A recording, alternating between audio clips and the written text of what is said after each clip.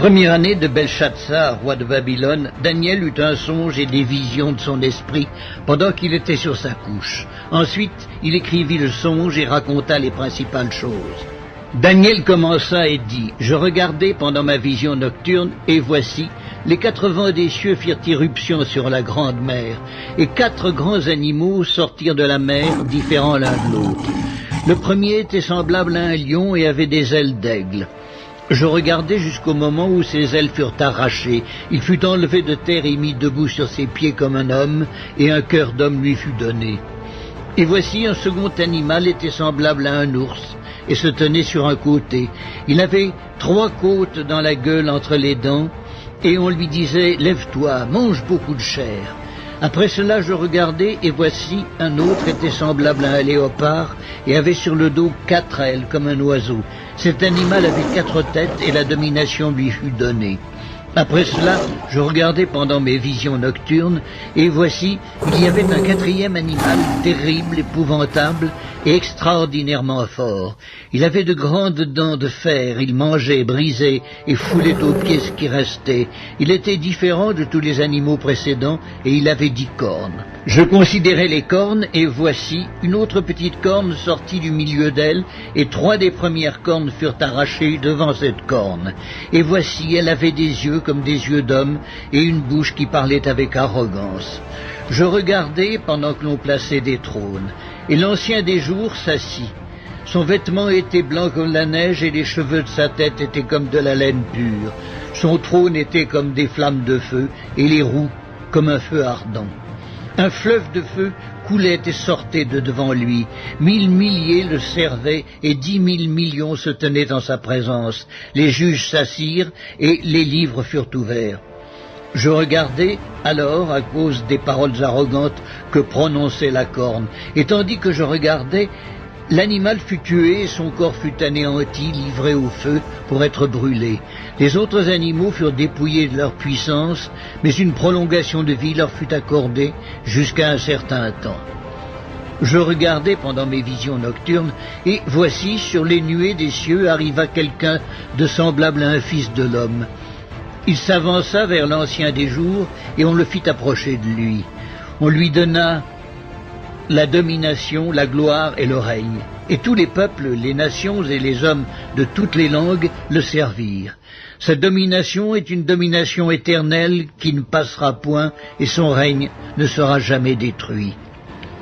Moi, Daniel, j'eus l'esprit troublé au-dedans de moi, et les visions de ma tête m'effrayèrent. Je m'approchai de l'un de ceux qui étaient là, je lui demandai ce qu'il y avait de vrai dans toutes ces choses.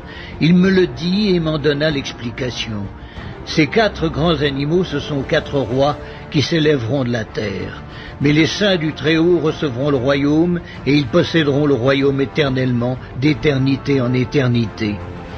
Ensuite, je désirais savoir la vérité sur le 4e animal, qui était différent de tous les autres, extrêmement terrible, qui avait des dents de fer et des ongles d'airain, qui mangeait, brisait et foulait aux pieds tout ce qui restait.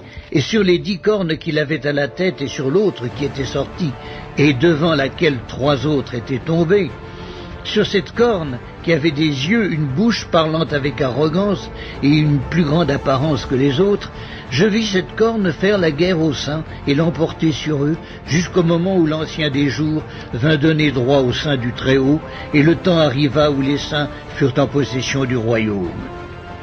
Il me parla ainsi. Le 4e animal, c'est un 4e royaume qui existera sur la terre, différent de tous les royaumes, et qui dévorera toute la terre, la foulera et la brisera. Les 10 cornes, ce sont 10 rois qui s'élèveront de ce royaume. Un autre s'élèvera après eux, il sera différent des premiers, et il abaissera 3 rois. Il prononcera des paroles contre le Très-Haut, il opprimera les saints du Très-Haut, et il espérera changer les temps et la loi. Et les saints seront livrés entre ses mains pendant un temps, des temps, et la moitié d'un temps. Puis viendra le jugement, et on lui ôtera sa domination, qui sera détruite et anéantie pour jamais. Le règne, la domination et la grandeur de tous les royaumes qui sont sous les cieux seront donnés au peuple des saints du Très-Haut. Son règne est un règne éternel, et tous les dominateurs le serviront et lui obéiront. Ici finirent les paroles. Moi, Daniel, je fus extrêmement troublé par mes pensées, je changeai de couleur et je conservai ces paroles dans mon cœur.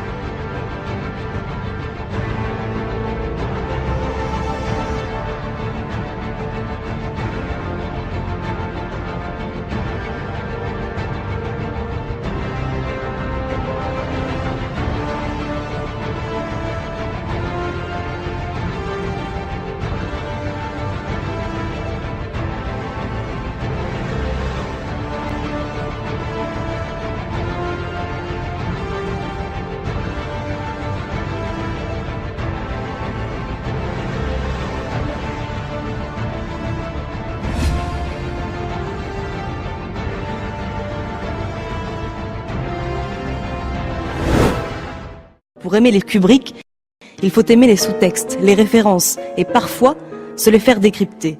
Ce que le journaliste Laurent Vachaud va faire pour nous. Il consiste en quoi au juste le traitement que vous allez me faire? Laurent Vachaud, bonjour. Bonjour.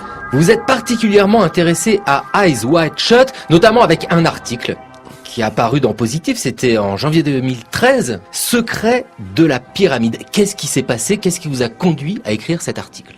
Ce qui m'a conduit à écrire cet article, c'était la résistance que j'éprouvais devant Eyes Wide Shut au début. C'est-à-dire quand je l'ai découvert, que j'étais comme tout le monde, on attendait ce film-là depuis des années. Il n'avait pas fait film depuis Full Metal Jacket, donc c'était depuis 12 ans. En plus, il était mort, donc c'était encore plus attendu.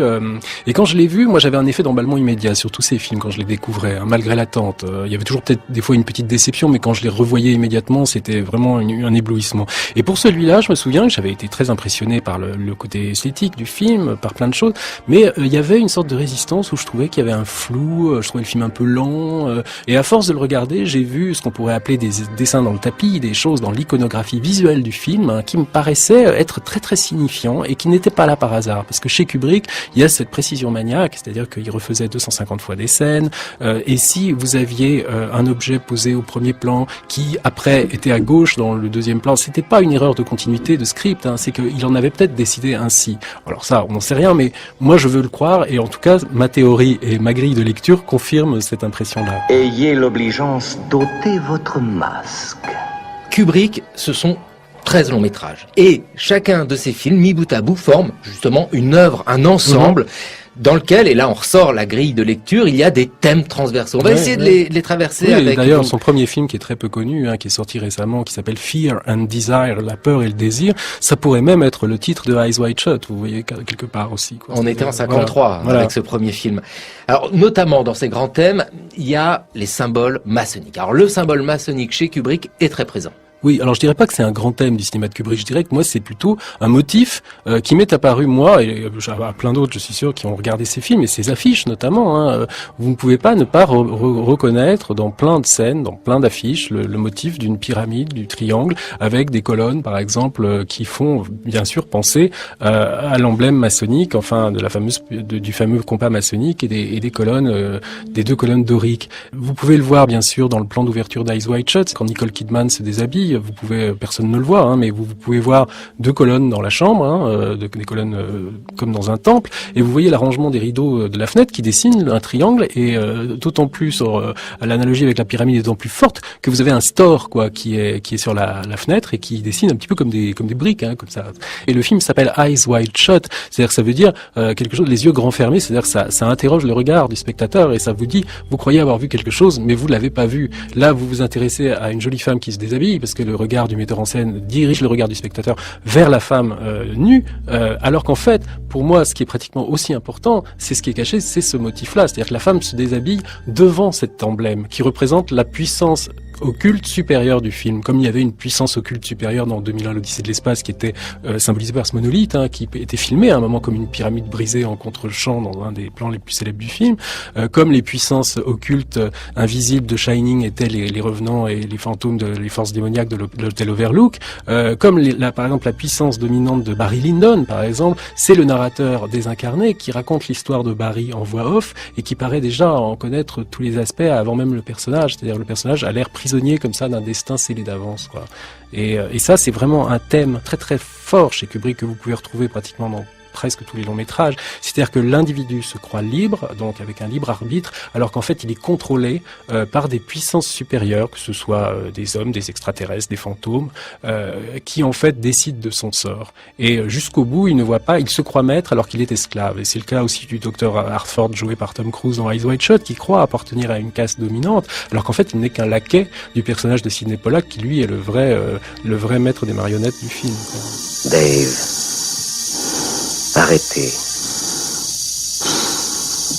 Arrêtez, je vous en prie. Je vous en supplie, arrêtez, Dave. Mon cerveau se vide. Je le sens se vider. HAL 9000, l'ordinateur de voilà. 2001 l'Odyssée de l'espace, voilà, c'est un esprit supérieur. Chez Kubrick, on a tous ces éléments que vous nous apportez, Laurent Vachaud, symbole maçonnique, effectivement la pyramide, l'œil, Orange Mécanique, c'est l'œil de la Providence aussi. Il est là très vous voyez présent. l'affiche d'Orange Mécanique, hein, puisque ça s'appelle A Clockwork Orange en anglais, et le E est en fait sur l'affiche un grand triangle comme ça, et vous voyez le personnage d'Alex qui brandit un couteau, et il a, vous savez, des boutons de manchette dans le film qui sont des yeux arrachés de leurs orbites, comme ça, sanguinolents, et vous voyez comme par hasard que l'œil de bouton de manchette est placé juste au-dessus du sommet du triangle du A. Et vous voyez en Orange Mécanique, il y a plein d'autres scènes, quand il est sur scène après le traitement de Ludovico et qu'on lui présente une jeune femme nue pour voir s'il réagit toujours à ses instincts comme ça meurtriers, vous voyez un plan de contre-champ où vous voyez comme filmé depuis les coulisses, et là vous voyez le faisceau du projecteur qui l'éclaire sur scène, vous voyez un point lumineux qui dessine une forme triangulaire aussi. Alors après, vous pouvez vous amuser à le rechercher partout, mais chez Kubrick, je pense franchement que ça fait partie d'une mise en scène très élaborée, des arrière-plans, des motifs visuels, qui donnent aussi, il était très intéressé, vous savez, par le subliminal, c'est-à-dire qu'il était extrêmement intéressé par des choses qui pouvaient comme ça passer, notamment il étudiait beaucoup les publicités, les spots de publicité, parce qu'il était intéressé sur la manière de véhiculer des idées par l'image. Mon Dieu, ce garçon est dans un triste état. Regardez-moi cette tête. Ce n'était pas moi, mon frère. Défendez-moi, monsieur, je ne suis pas si mauvais. Je me suis fait duper par des êtres machiavéliques. Il tirerait des larmes à un mur, celui-là. Où sont passés les faux droguistes? Qu'on les fourre au bloc avant qu'ils prennent la fuite. Ce plan était le leur, mes frères. Ils m'ont obligé à obéir. Mais moi, je suis innocent. D'ailleurs, cette multiplication de lectures possibles et d'indices nous conduit assez rapidement à la théorie du complot. Ça a été lu comme ça aussi chez Kubrick. Il y aurait des indices, par exemple, Laurent Vachaud, c'est quoi le projet Monarque? Il s'intéressait beaucoup aux théories de la conspiration. Il y avait une anecdote comme quoi il retournait pas dans un certain restaurant chinois qui pourtant il trouvait délicieux parce qu'il trouvait que le patron était un peu trop éduqué pour n'être qu'un simple patron de restaurant, donc il se méfiait. Donc vous voyez, il y avait quand même, ça fait partie de la légende de Kubrick. C'est beaucoup de choses fausses qui ont été racontées sur son contrôle, son goût du contrôle, sur son perfectionnisme. Mais il y a quand même des choses, je pense, qui font partie du personnage et qui seraient absurdes de nier parce qu'elles apparaissent aussi dans son cinéma. Et donc le projet Monarque, c'est en fait un programme de lavage de cerveau qui avait été mis au point par la CIA dans les années 50-60, où des savants nazis qui travaillaient dans les camps de concentration avaient été exfiltrés par la CIA avec l'immunité pour pouvoir travailler pour le compte du gouvernement américain dans des asiles psychiatriques dans le but de fabriquer des assassins programmés. Et vous voyez Orange Mécanique, c'est quand même très proche de ça aussi, le lavage de cerveau qu'on fait subir à Alex dans le film pour essayer de le désintoxiquer de sa violence, et c'est quand même une violence qu'on lui fait subir, et on lui fait voir des films pour le brainwasher, pour lui rendre vraiment insupportable ce qui avant l'excitait le plus, c'est-à-dire la musique de Beethoven, la violence, quoi. Donc il y avait chez lui toujours cette notion de lavage de cerveau dans tous ses films. Vous pouvez voir Full Metal Jacket, c'est ça aussi, c'est quand même les jeunes recrues qu'on endoctrine comme ça pour les transformer en machines à tuer. Vous avez Shining, c'est quasiment les revenants qui font un lavage de cerveau à Jack Nicholson pour le convaincre de tuer sa femme et son fils. Vous avez l'Odyssée de l'espace, c'est une sorte de lavage de cerveau, puisque quand le singe touche la pierre monolithique comme ça, il commence à avoir un comportement qu'il n'avait pas. Donc il y a l'idée que on est conditionné par quelqu'un, par quelque chose, dans un but bien précis. Et moi, c'est en fait cette grille de lecture qui me manquait dans Eyes Wide Shut, qui pouvait très bien fonctionner à partir du moment où on regardait le film comme l'histoire d'un couple, et notamment d'une femme qui avait été peut-être brainwashée par une puissance supérieure qui est représentée par la confrérie à laquelle appartient Sidney Pollack, alors dans laquelle on peut voir des maçons, des Illuminati. C'est pas clair, c'est jamais nommé, et c'est pas tellement le problème parce que ça reste symbolique. Kubrick, je pense pas, n'est pas en train de dire dans Eyes Wide Shut les Illuminati sont parmi nous, il y a un grand complot de toutes les familles puissantes dirigeantes, même s'il cite quelques noms. Ça reste quand même extrêmement intellectuel, c'est-à-dire ça reste extrêmement mental. C'est du cinéma quand même très mental. Et vous savez, c'était un grand joueur d'échecs, c'est passionné par des tas de choses, c'est une sorte de cerveau complètement encyclopédique. Donc je pense pas qu'il cherchait à dénoncer quelque chose, mais la prolifération de ces symboles-là, qui peuvent être liés à des symboles lucifériens, à des symboles scientologiques, à des symboles maçonniques, participe à cet effet comme ça subliminal de truffer un film de ce genre de symboles pour voir si le spectateur finit par, vous savez, ressentir ce que Freud appelait l'inquiétante étrangeté, c'est-à-dire qu'on n'est pas dans le fantastique, mais on sent que quelque chose n'est pas tout à fait juste dans ce qui nous entoure, c'est-à-dire quelque chose nous gêne sans qu'on puisse vraiment définir quoi. Brainwasher, j'aime beaucoup le mot. Voilà. Oui. Non mais pourquoi pas, c'est vrai, on n'a pas de mot en français, se faire laver le cerveau, on dirait. Oui, conditionné. Ouais, conditionné, si c'est et donc, pas mal. Monarch, donc, pour finir là-dessus, c'était le nom de ce programme de lavage de cerveau, dont d'ailleurs il n'existe pas vraiment de preuves établies, puisque les archives de la CIA ont été détruites par un de ses directeurs, Richard Helms, en 1973. Et donc, Monarch, c'était le nom d'un papillon qui avait servi, comme ça, le Monarch milkweed, à qualifier ce programme de lavage de cerveau, parce qu'on disait que les sujets étaient après dans un état flottant, un peu comme un papillon, quoi. Et donc, moi, ce qui m'a vraiment frappé, je me souviens, c'est quand j'ai regardé le film Shining à un moment, j'ai vu la célèbre scène où le petit garçon joue aux fléchettes à son arrivée à l'Overlook et voit les fameuses jumelles fantômes pour la première fois. Donc c'est l'image du double, donc et même de la personnalité divisée quelque part. Et vous avez un poster derrière au mur où on voit un skieur et il y a marqué Monarch, exactement orthographié comme le traitement de lavage de cerveau. Et donc moi je dis ça peut pas être un hasard. C'est-à-dire en plus il y a effectivement une station de ski dans le Colorado qui s'appelle Monarch, mais ça s'appelle Monarch City, ça s'appelle pas Monarch tout court, quoi.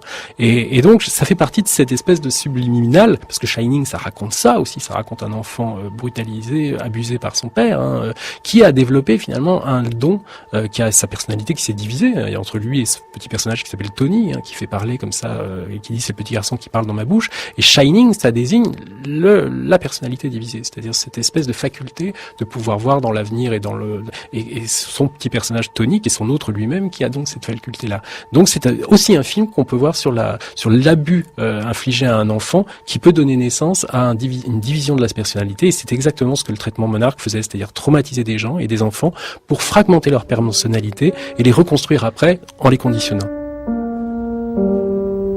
Je crois que vous n'avez pas conscience du danger que vous courez. Vous ne les tromperez plus très longtemps. Il faut que vous partiez avant qu'il ne soit trop tard.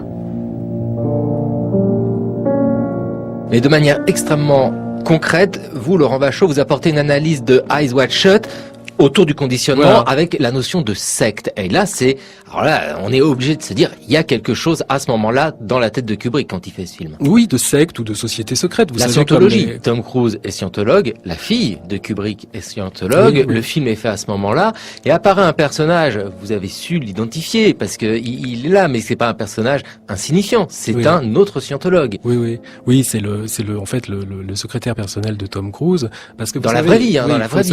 Il faut savoir qu'à qu'à l'époque, Tom Cruise voulait quitter la scientologie vers 1995-85. En tout cas, il voulait prendre ses distances avec la secte parce que Nicole Kidman n'approuvait pas ça. Et eux, ils ont vraiment pris peur et ils voulaient à tout prix le ramener vers la secte. Et ils lui ont collé un type dans les pattes qui était en gros un secrétaire personnel qui avait déjà été crédité producteur associé. Mais c'est juste en fait une sorte de garde du corps ou de secrétaire personnel, mais qui était une sorte de watchdog, de surveillant comme ça, comme on pouvait imaginer dans la Russie des années 50, hein, quelqu'un du KGB qui vous escortait partout comme ça. Et il rendait compte le type le soir au grand leader de la secte qui s'appelle David Miscavige, hein, qui est le type qui a pris la suite de Ron Hubbard à la tête de la scientologie, et il décrivrait les faits et gestes de Tom Cruise dans le détail, quoi. Et Kubrick le met dans le film, ce personnage. Kubrick le met dans le film pour jouer le secrétaire particulier du grand Manitou qui est joué par Sidney Pollack. Donc ça peut pas être un hasard. Et il y a rien de gratuit chez Kubrick. Il pouvait choisir n'importe quel autre acteur pour jouer ça, parce que ce type est pas un acteur en plus, hein. C'était le secrétaire personnel de Cruise. Donc je pense que ce sont des détails comme ça que il a voulu, à travers l'histoire de ce couple qu'on voit dans Eyes Wide Shut, il a voulu aussi faire un film sur son acteur principal, je pense, en tout cas sur ces gens qui sont abusés et dans lequel il a probablement projeté sa fille. Qui était, elle, aussi victime de la scientologie. Voilà, qui a disparu dans la scientologie vers 1995. Il lui avait demandé de composer la bande originale de Eyes Wide Shut et elle a refusé. Et donc, elle a quasiment quitté l'Angleterre pour aller s'installer à Los Angeles. Et donc, tout ça s'est passé pendant le tournage et la post-production d'Eyes Wide Shut, où Kubrick aurait écrit des lettres à sa fille pour l'implorer de revenir. Elle avait refusé. Elle n'est revenue finalement que lors de ses obsèques, hein, entourée de 2 gardes de la scientologie. Elle est repartie avec et elle n'est pas revenue au décès de sa sœur après quelques années plus tard. Et elle a fait ce qu'on appelle une déconnexion, c'est-à-dire que vous coupez, c'est ce que la secte vous oblige à faire, hein, vous coupez tous les liens avec votre famille, c'est-à-dire tous les gens qui peuvent essayer de vous ramener, quoi. Alors après, on n'est pas en train de raconter que c'est ça qui a tué Stanley Kubrick, hein, mais ça a sûrement participé d'un stress qui a dû accompagner la post-production d'Eyes Wide Shut. Et moi, je veux pas croire que que ce film n'ait pas été hanté par ça, quoi. Laurent Vachaud, faut le répéter, il n'y a pas de hasard dans ce que fait Kubrick. Et il y a ces 13 longs métrages, ces 13 films, puis il y a la légende, la 14e œuvre qui est sa légende. C'est quelqu'un, oui, qui a créé un mythe, hein, quasiment. C'est une œuvre unique parce que c'est un cinéaste en porte-à-faux qui est à la fois qui se veut commercial et qui en même temps a des ambitions artistiques les plus élevées, quoi. Et encore plein de choses à découvrir, donc faut regarder tout Kubrick. Merci beaucoup Laurent Vachaud. Merci. Il y a plein d'indices encore partout. Il y a plein d'indices encore partout. Il y a plein d'indices encore partout. Il y a plein d'indices encore partout. Il y a plein d'indices encore partout. Il y a plein d'indices encore partout. Il y a plein d'indices encore partout.